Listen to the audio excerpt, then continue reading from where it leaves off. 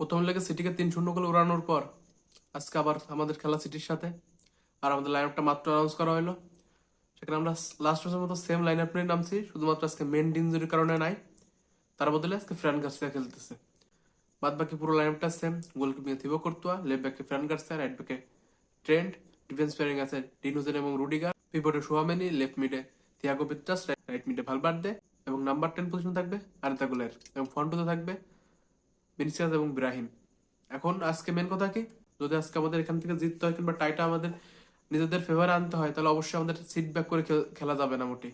এরকমটা হলে ক্ষতিটা রিয়াল মাদ্রিদের হবে। প্রথমত, সিটি যে খুব একটা ভালো ফর্মে আছে তা না। তারা লাস্ট 5 ম্যাচের একটা মাত্র জিতছে, 2টা ড্র 2টা লস। তো বুঝতে পারছেন তাদের ফর্মটা চলতেছে মোটেও ভালো না। অন্যদিকে তারা আজকে চাইবে তারা যেন আজকে নিজেদের হোম গ্রাউন্ডে রেমন্টারাটা করে। আর পেপ গার্দিওলা তো নিজের টিমকে বলেই দিছে, ওরা যদি আমাদের 3টা দিতে পারে নিজেদের হোম গ্রাউন্ডে, তাহলে আমরা আমাদের হোম গ্রাউন্ডে ওদের 5টা দিতে পারি। তো বুঝতেই পারতেছেন ওরা মোটামুটি ভালোই কনফিডেন্স আছে। কিন্তু একটা জিনিস কি, আজকে যদি আমরা লাস্ট ম্যাচে যেরকম খেলছি, তা যদি 50% আমরা খেলতে পারি আজকে, তাহলে আমরা এখান থেকে টাইটা বের করে নিয়ে বাড়ি ফিরবো। তা নইলে we gonna face a hefty loss. আর উনি যদি আমরা দেখি আমাদের এতিয়াদের যে রেকর্ডটা, এখানে আমরা লাস্ট 5 ম্যাচে একটা জয় একটা ড্র আর বাকি 3টাই হারছি। আর হারছি মানে যেগুলোতে আমরা বড় বড় ব্যবধানে হারছি, 2-0, 4-0, 4-3, আর যেটাই জিতছি 2-3 আর 1-1 ড্র করছিলাম। যদিও লাস্ট 2 ম্যাচে এখানে আমরা ড্র করছি আর জিতছি, আমরা হারি নাই, সেটা একটা আশাবাদী দিক।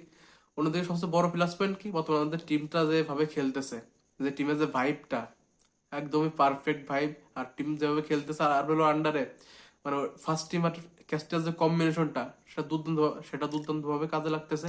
আর টিমের যে হাঙ্গারটা, আর কিছু কিছু প্লেয়ার যেরকম ভালভার্দে, কোর্তোয়া তো আছেই, তারপর থিয়াগো পিত্রাস, সোয়ামিনি, আর লাস্ট 2 ম্যাচে রুডিগার এবং ডিনুজেন যেভাবে স্টেপ আপ করতেছে, সেক্ষেত্রে আমরা আশাবাদী থাকতেই পারি।